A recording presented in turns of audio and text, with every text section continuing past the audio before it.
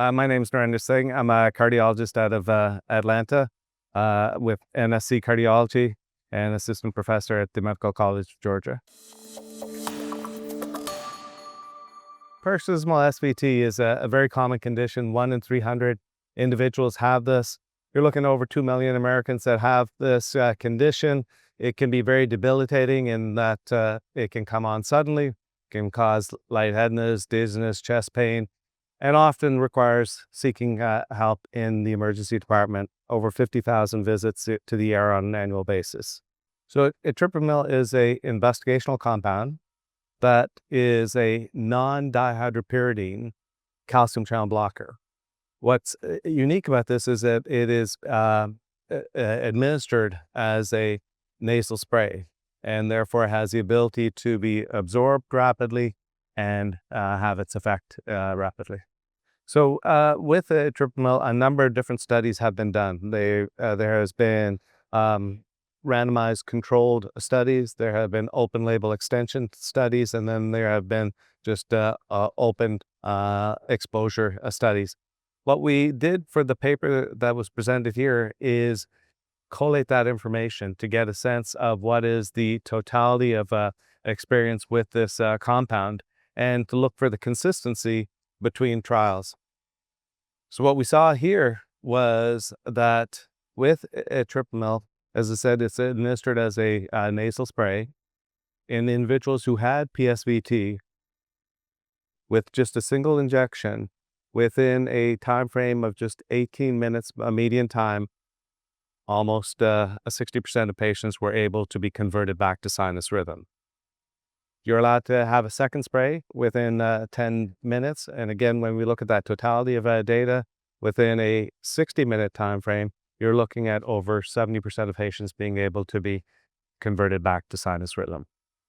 Yeah, so side effects is obviously, and safety is a big concern. And when we first evaluated this, it's a medication that you'd be worried about impact in terms of blood pressure and heart rate. But what we actually saw was that there was no significant impact in terms of heart rate or blood pressure. Most of the side effects were what we call sort of nuisance, some nasal irritation, sometimes a bit of a cough with the medication, but overall very nice tolerability with the therapy.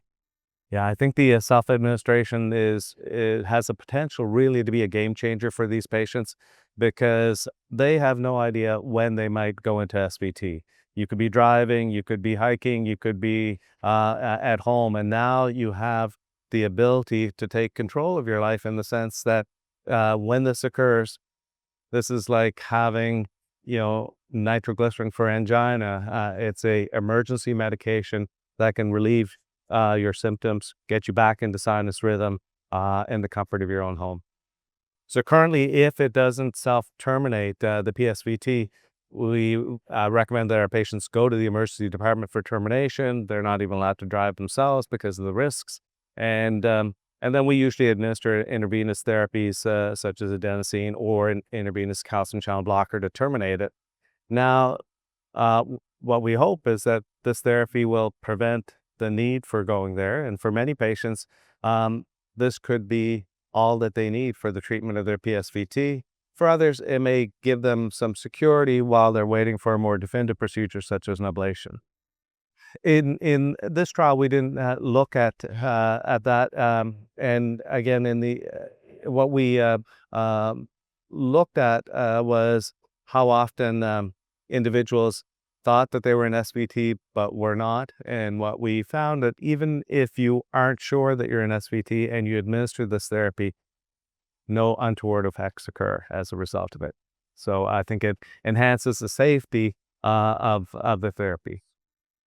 So I'm really excited that we potentially have a new therapy that for our patients with PSVT will be able to safely administer and effectively terminate their SVT.